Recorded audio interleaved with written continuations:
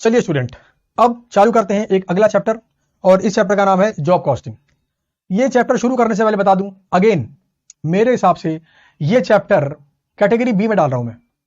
Category B, category B से मेरा मतलब है अगर एमसीक्यू वाला क्वेश्चन आया, अगर एमसीक्यू वाला क्वेश्चन आया तब तो ये चैप्टर आपका मैक्सिमम 2 से 3 नंबर में सिमट जाएगा। लेकिन हाँ, अगर कोई बड़ा क्वेश्चन आ गया तो ये चैप्टर आपका 6 से 8 नंबर तक जा सकता है। Again category B.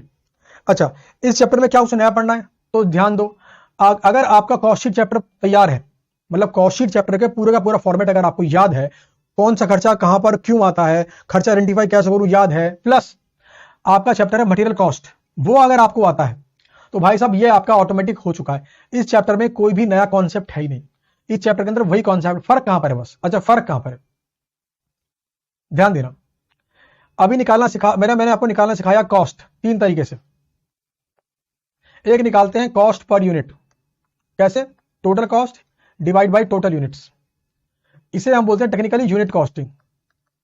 ये हमने यूनिट कॉस्टिंग वाले चैप्टर में सीखा, ये हमने कॉस्ट शीट वाले चैप्टर में भी सीखा। इसके बाद निकालना सिखाते हैं कॉस्ट पर बैच। फॉर्मूला क्या है? Total cost divide by total number of batch. ये हमने निकालना सीखा बैच कॉस्टिंग वाले चैप्टर में। तो भाई यूनिट कॉस्टिंग और बैच कॉस्टिंग वाले चैप्टर तो हो गया। अब यहां पर होता है कॉस्ट पर जॉब निकालना। कॉस्ट पर जॉब, ध्यान देना जरा, जॉब मतलब होता है ऑर्डर। कॉस्टिंग के अंदर हम ऑर्डर को ऑर्डर नहीं कहते, हम कॉस्टिंग के अंदर ऑर्डर को बोलते हैं जॉब। जैसे मान लो मैं किसी टेलर के पास गया और उसको मैंने बोला साहब मेरे कोट पैंट सी दो, है ना, मुझे सेमिनार करना है, मुझे बच्चों से मिलना है, क्लास चालू होने वाली, नया बैच चालू होने वाला है, तो मेरा नया कोट पैंट सिल दो। तो उसको मैंने बेसिकली क्या दिया? ऑर्डर। अपनी लैंग्वेज में उसे क्या बोलूंगा मैं? ऑर्डर। बट वो क्या बोलेगा? मेरे पास जॉब आई है, मेरे पास काम आया है। तो भाई जब कॉस्ट पर जॉब निकालनी है तो सिंपल सी बात है, कॉस्ट पर जॉब निकालनी है तो जो जॉब होती है ना हर किसी की अलग अलग होती है। भाई मेरे जो पैंट का नाप है और किसी और की पैंट का जो नाप है, दोनों में डिफरेंस होगा। इसका मतलब मेरा जो ऑर्डर है वो यूनिक होगा और उसका जो ऑर्डर है वो यूनिक होगा। भाई हम दोनों का ऑर्डर यूनिक होगा। हालांकि जमाना आजकल रेडीमेड गारमेंट का चल रहा है, आपको मल्टीपल साइज दे देते हैं, वो मीडियम, स्मॉल, लार्ज, देख लो जो सा कंफर्टेबल हो रहा है आपको। थोड़ा बहुत अनकंफर्टेबल है तो भैया उसे मॉडिफाई कर लो, फिट कर लो, थोड़ा सा फिट करवा लो अपने हिसाब से। तो बेसिकली यहाँ पर क्या है, यहाँ पर जॉब की बात कर रहे हैं। तो होता क्या है, यहाँ पर जब निकालते हैं कॉस्ट पर जॉब तो हम स्पेसिफिकली निकालते हैं उस जॉब के लिए कितनी कॉस्ट आएगी हमारी।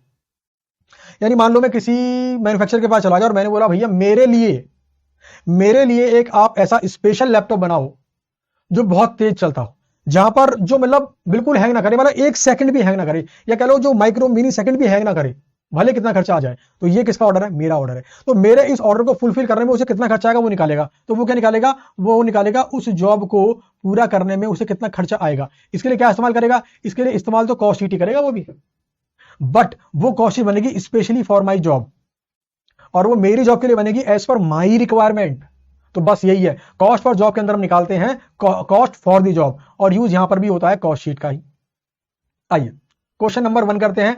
Very very easy question and very very good question. ये गुड किस लिए? सिर्फ और सिर्फ कॉन्सेप्ट को रिवाइज करने के लिए गुड है ये। तो सी मतलब है कॉन्सेप्ट, नॉ की सी कैटेगरी, ठीक है ना। चलिए पढ़ते हैं क्वेश्चन को। आइए पहले पढ़ते हैं क्वेश्चन की रिक्वायरमेंट। क्वेश्चन हमसे चाहता क्या है? ये रही क्वेश्चन की रिवर्स रीडिंग टेक्निक यानी कि रिक्वायरमेंट। सबसे पहले क्वेश्चन ने क्या बोला? भैया बना दो job cost sheet, format same रहेगा। फिर कहता है भैया calculate the entire revise cost using current year actual figures. इसका मुझे क्या पता, यहां से मुझे क्या पता पड़ गया?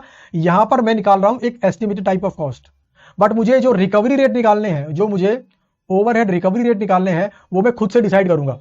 देखो अभी तक क्वेश्चन में क्या था? ओवरहेड किस बेस पे चार्ज होगा, क्वेश्चन ने मुझे बताया। यहां पर मुझे क्वेश्चन ने फ्री छोड़ दिया, बोला यार तुम खुद डिसाइड कर लो on the basis of actual figures कि क्या आपका रिकवरी रेट होगा। मैंने कहा ठीक है भैया। इसके बाद इसने क्या बोला? 20% ऑफ कॉस्ट ऐड कर दो टू डिटरमाइन सेलिंग प्राइस। इसका मतलब है कॉस्ट निकालो और उस कॉस्ट में ऐड कर दो 20% ऑफ कॉस्ट, और ये बन जाएगा आपका selling price for job. Selling price for job, ठीक है। चलिए जी अब पढ़ता हूं क्वेश्चन को। कहता है shop floor supervisor of A small factory presented the following cost for job number 303। Underline करो जॉब नंबर। इसका मतलब ये पूरे का पूरा खर्चा सिर्फ और सिर्फ एक ही ऑर्डर को पूरा करने में हुआ है, या फिर कह लीजिए होगा। To determine the selling price. अच्छा, ये उसने लगाया आइडिया। उसने क्या बनाया? आइडिया। उसने बोला 70 रुपए खर्च होंगे एज डीएमसी। ये क्या है मेरा? डीएमसी। ओके। 45 रुपए खर्च होंगे एज डीएलसी, जहां पे लगेंगे 18 घंटे और रेट है 2.5 रुपए पर घंटा। यानी वर्कर्स को हम पे करते हैं 2.5 रुपए पर आवर के हिसाब से। डिपार्टमेंट एक्स में लगेंगे 8 घंटे, डिपार्टमेंट वाई में लगेंगे 6 घंटे, और जेड में लगेंगे 4 घंटे, तो 6 + 4 + 8 कितने हो गए 18 घंटे। इसका मतलब डिपार्टमेंट एक्स, वाई और जेड में कितना लेबर कॉस्ट लगेगा, क्या मैं अलग अलग निकाल सकता हूं? Answer is yes. देखो 8 घंटे यहां काम होगा, 6 घंटे यहां काम होगा, 4 घंटे यहां काम होगा। रेट मुझे पता है, 2.5 रुपए यहां लग रहे हैं पर आवर, 2.5 रुपए यहां लग रहे हैं पर आवर और 2.5 रुपए यहां लग रहे हैं पर आवर। कितना कितना आ गया? 8 × 2.5 20 रुपए, 6 × 2.5 15 रुपए और 4 × 2.5 10 रुपए। तो भाई 20, 15, 35 और 10, 45। लो जी, आपकी फिगर भी वेरीफाई कर गई। ओके, इसके बाद बोला चार्जेबल एक्सपेंस। ये चार्जेबल एक्सपेंस कौन सा खर्चा है? अरे भाई यही तो नाम है डीई का। डीई का एक और नाम है, इसको बोलते हैं चार्जेबल एक्सपेंस। ये है मेरे 5 रुपए। तो ये कौन से खर्चे हैं मेरे? ये मेरे खर्चे कौन से हैं? ये खर्चे हैं मेरे डायरेक्ट कॉस्ट, मतलब वो खर्चे जो स्पेसिफिकली मैं इसी ऑर्डर के लिए खर्च करूंगा। तो ये खर्चे तो मेरे एज इट इज रहेंगे। अच्छा, फर्क कहां पर आएगा? फर्क आएगा ओवरहेड में। इन भाई साहब ने ओवरहेड ऐड कर दिया और क्या बोल दिया? 33% ऑफ बस एक्सपेंस, मतलब 120 का निकाल दिया 33% और 40 रुपए ऐड कर दिए। एक बार देखूं जरा इतना आ भी रहा है कि नहीं आ रहा है? यस, 40 रुपए आ रहा है जी। और इसने क्या बोला? 160 रुपए आएगी मेरी cost for the job. But ये हमारे लिए गलत है, जरा ध्यान देना गलत क्यों है। ओवरहेड हमारे अलग अलग होते हैं जी, हमारे ओवरहेड अलग अलग होते हैं। अच्छा, रिकवरी रेट हमने 6 तरीके पढ़े हैं जी ओवरहेड वाले चैप्टर के अंदर, तो हम ऐसे गधों की तरह तो नहीं बांटेंगे भाई। हमने कॉस्टिंग इतनी सारी पढ़ी है और उसके बाद सिर्फ 33% ऐड कर दें, क्यों ऐड करा ये भी नहीं पता, और ये कौन सा ओवरहेड है ये भी नहीं पता। अच्छा जी, तो ये हम खुद निकालेंगे। आइए बढ़ते हैं आगे। मुझे गिवन है, कहता है analysis of profit and loss account for the current financial year. Basically क्या है ये मेरा? ये मेरी एक्चुअल कॉस्ट है, एक्चुअल सेल्स है एंड एक्चुअल प्रॉफिट है।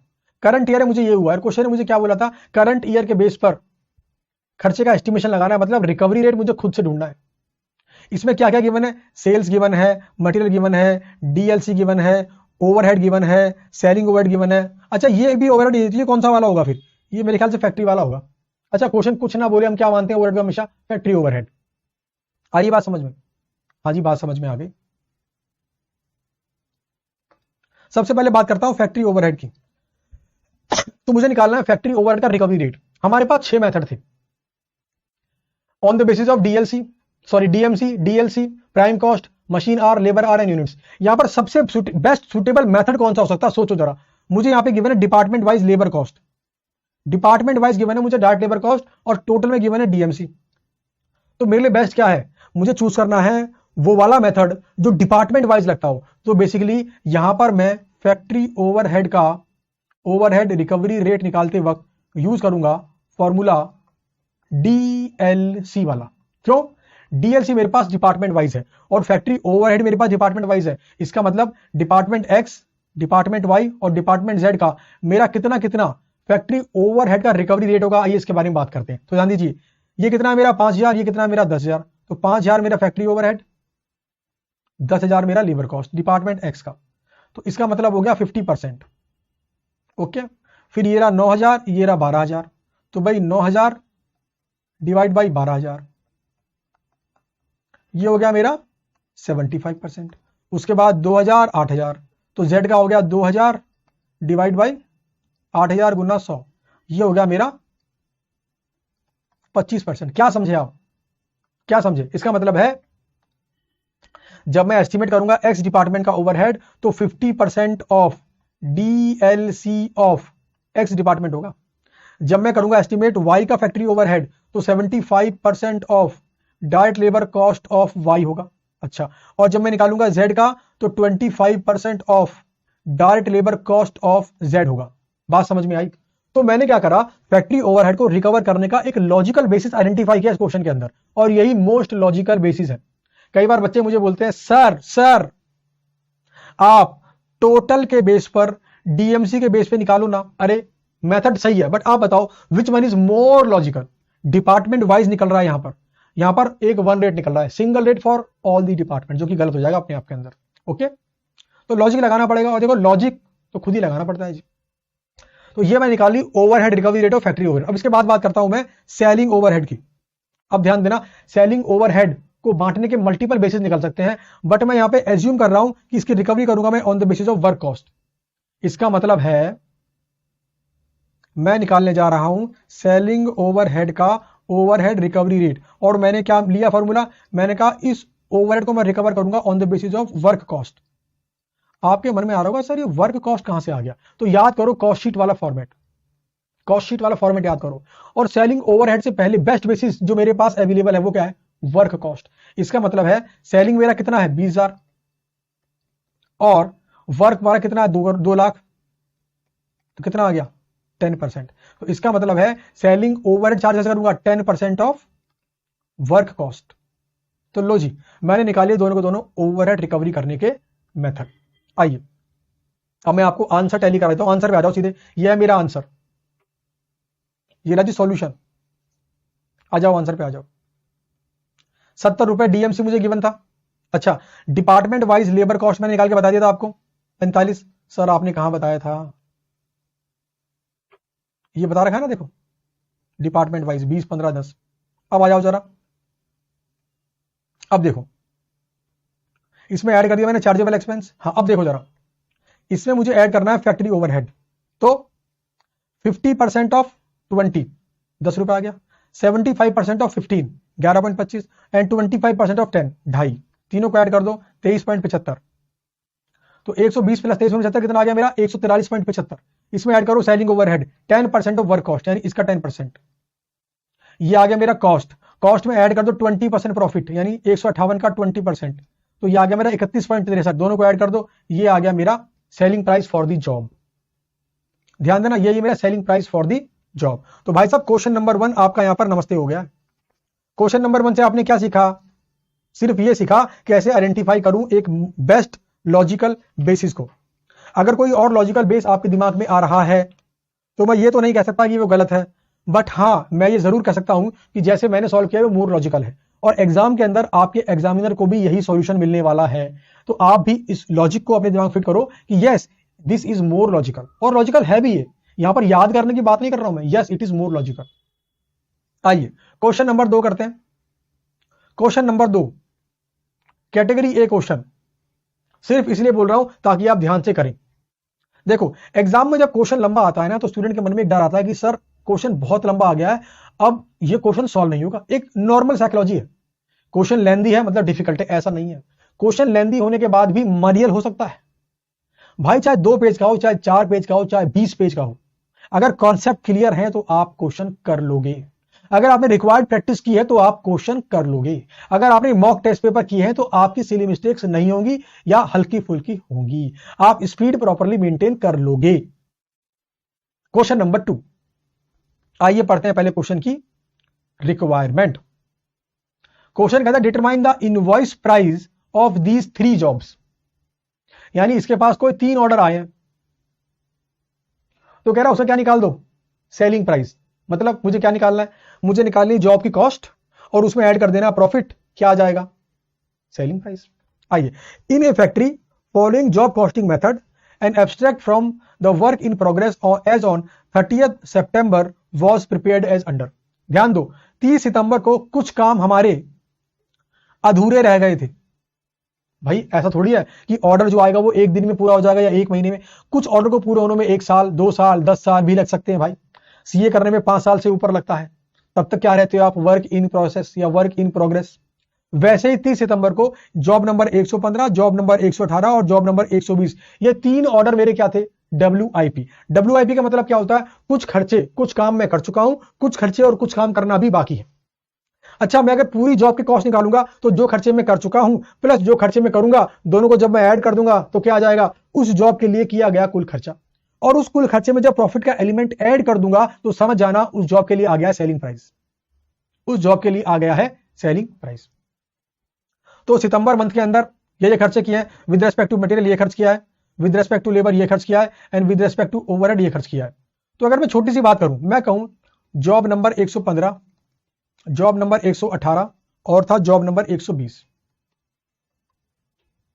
इसमें खर्चे आएंगे, एक खर्चा आएगा मटेरियल का, एक खर्चा आएगा लेबर का, है ना, और एक खर्चा आएगा आपका ओवरहेड का, ठीक है। इसके बाद और खर्चे भी आएंगे, ये बेसिकली मेरा फैक्ट्री ओवरहेड है, और खर्चे भी आएंगे, लेकिन ध्यान देना इसमें 2 खर्चे आएंगे, एक आएगा सितंबर महीने का फिर अक्टूबर महीने का। अक्टूबर कहां से आ गया सर, मटेरियल यूज्ड इन अक्टूबर, यानी इन जॉब्स पर अगले महीने क्या खर्च किया है वो नीचे गिवन है।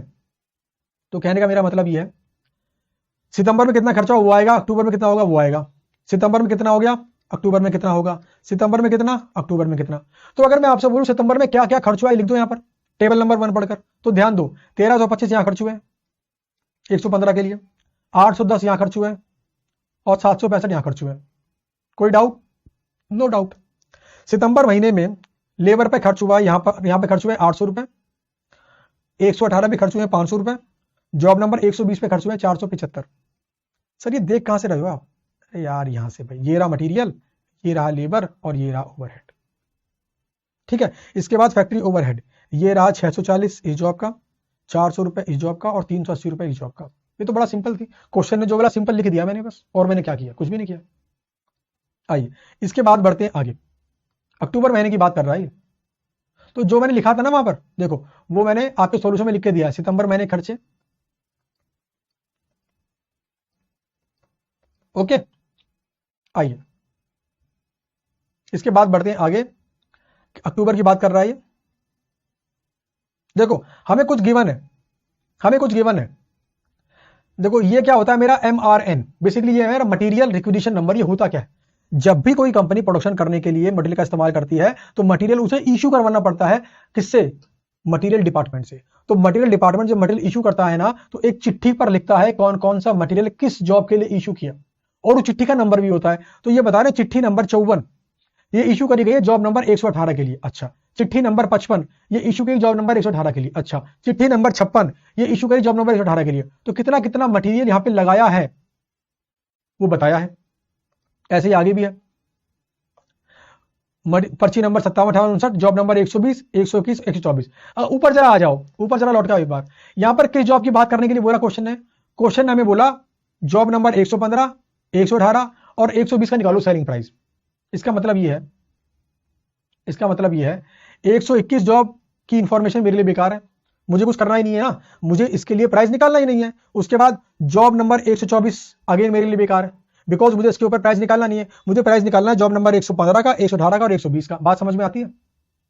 उसके बाद बात करते हैं लेबर आवर्स, कहां पे कितने कितने घंटे लगे ये गिवन है।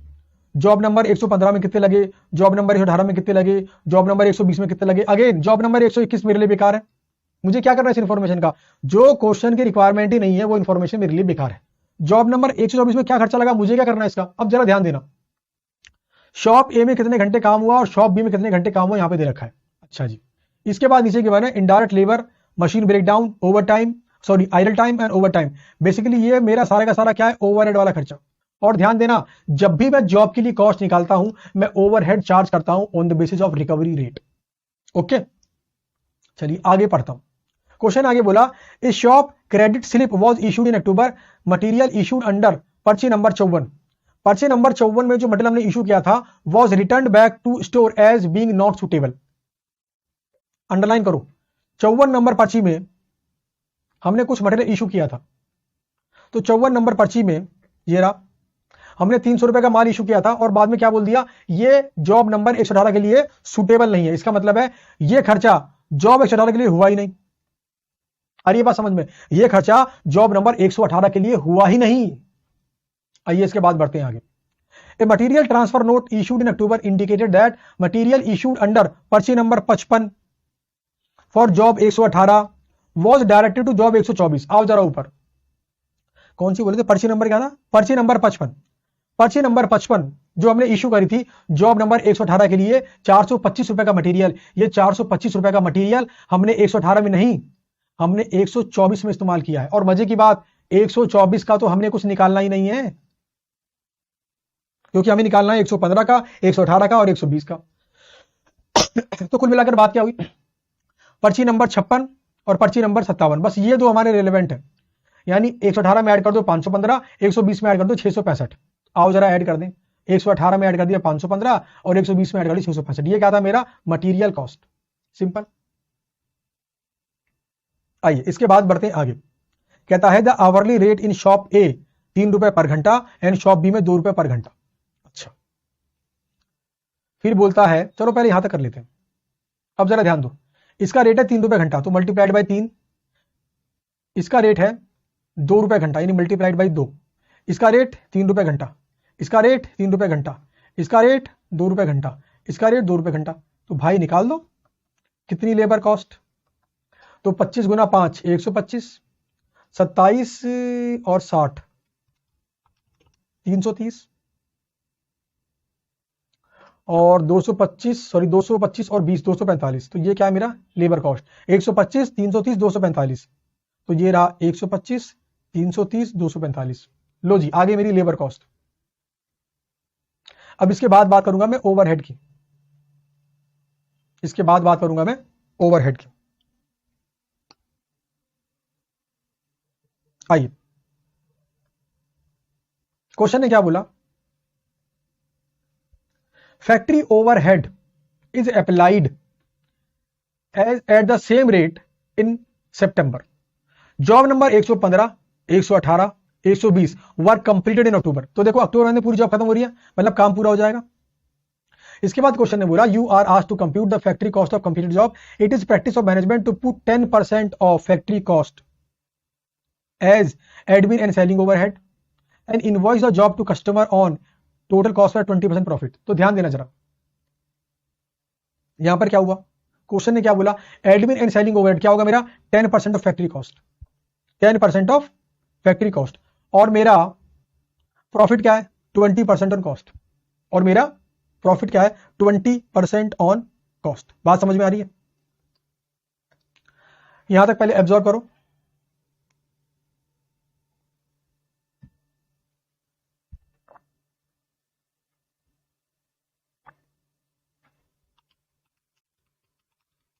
ठीक है जी। अच्छा, अब जरा ध्यान देना, किसकी बात करनी है मुझे मेन बात करनी है फैक्ट्री ओवरहेड की। ये सारे खर्चे कौन से हैं, ये सारे खर्चे हैं मेरे फैक्ट्री ओवरहेड, यानी ये खर्चे मुझे अलग से ऐड नहीं करने, मुझे निकालनी है रिकवरी रेट और उसके बेस पे खर्चे को ऐड करना है। मुझे एक्चुअल फैक्ट्री ओवरहेड से कोई मतलब नहीं, यानी ये इंफॉर्मेशन मेरे लिए बेकार है। अब मुझे ये बताओ मेरे लिए बेस्ट बेसिस क्या होगा फैक्ट्री, देखो मुझे क्या निकालना है, मुझे निकालना है factory overhead recovery rate. Again 6 method है मेरे पास। बेस्ट बेसिस क्या है मेरे पास, देखो मेरे पास ओवरहेड है सितंबर महीने का और मेरे पास डीएलसी भी है सितंबर महीने का, बेस्ट रहेगा मेरे लिए। तो देखो 640 बटा 800 कितना आएगा, 640 बटा 800 कितना आएगा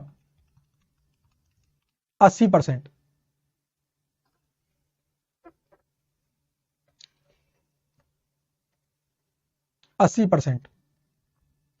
तो ये क्या है 80% ऑफ डीएलसी। उसके बाद 400 बटा 500 कितना आ गया, ये भी 80% ही आ रहा है। उसके बाद 380 बटा 475 ये भी मेरा 80% ही आ रहा है। लो तीनों 80% आ रहे हैं, वाह। इसका मतलब है मेरा फैक्ट्री ओवरहेड है 80% ऑफ डीएलसी। तो सितंबर का डीएलसी का 80% सितंबर का ओवरहेड। तो अब मुझे निकालना है फैक्ट्री ओवरहेड ऑफ अक्टूबर। तो मैं क्या करूंगा 80% of DLC of October job wise. तो मेरा जॉब वाइज अक्टूबर का डीएलसी कितना है 125 330 245। तो सिंपल सी बात है 125 का 80% आ गया 100, उसके बाद 330 का 80% आएगा 264 और 245 का 80% आएगा 196। जब हम तीनों को ऐड कर देंगे क्या आ जाएगा मेरा फैक्ट्री कॉस्ट। फैक्ट्री कॉस्ट का 10% है मेरा अदर ओवरहेड, क्वेश्चन ने बताया। तो सिंपली इन सबका 10% आ गया मेरा टोटल कॉस्ट। टोटल कॉस्ट का ऐड कर दो 20% आ गया मेरा प्रॉफिट और टोटल निकाल लो फिगर, ये आ जाएगा मेरा invoice for the job. Job number 115 118 और 120 के लिए मैं कितना पैसा कस्टमर से लूंगा। ठीक है, तो भाई साहब मेरा ये वाला क्वेश्चन यहां पर हो गया है कंप्लीट। और जैसा कि मैंने बताया था आपको चैप्टर बड़ा नहीं है, चैप्टर बहुत छोटा है, चैप्टर ज्यादा इंपॉर्टेंट नहीं है, बट क्योंकि चैप्टर छोटा है तो छोड़ना भी नहीं चाहिए। और आजकल एमसीक्यू आ गए हैं, तो भाई साहब हर कॉन्सेप्ट एग्जाम में आता है। इस बार आईसीआई ने जो पेपर सेट किया है, या कह लो हर बार आईसीआई जो पेपर सेट करता है वो कोशिश करता है कि हर चैप्टर में से कुछ ना कुछ कवर कर ले, यानी उसकी पूरी कोशिश होती है कि कोई भी चैप्टर वो छोड़े ना। और एमसीक्यू आने के बाद तो उसके लिए और आसान हो गया है हर चैप्टर को कवर कर पाना। तो भाई साहब आपका ये chapter job and batch costing यहां पर हो गया है पूरा। अब छोटा सा ब्रेक आप ले सकते हो और पानी वानी पी सकते हो, नाश्ता भी कर सकते हो, खाना भी खा लो और थोड़ा फोन वोन भी चेक कर लो। इसके बाद करेंगे हम अपना अगला चैप्टर। Thank you.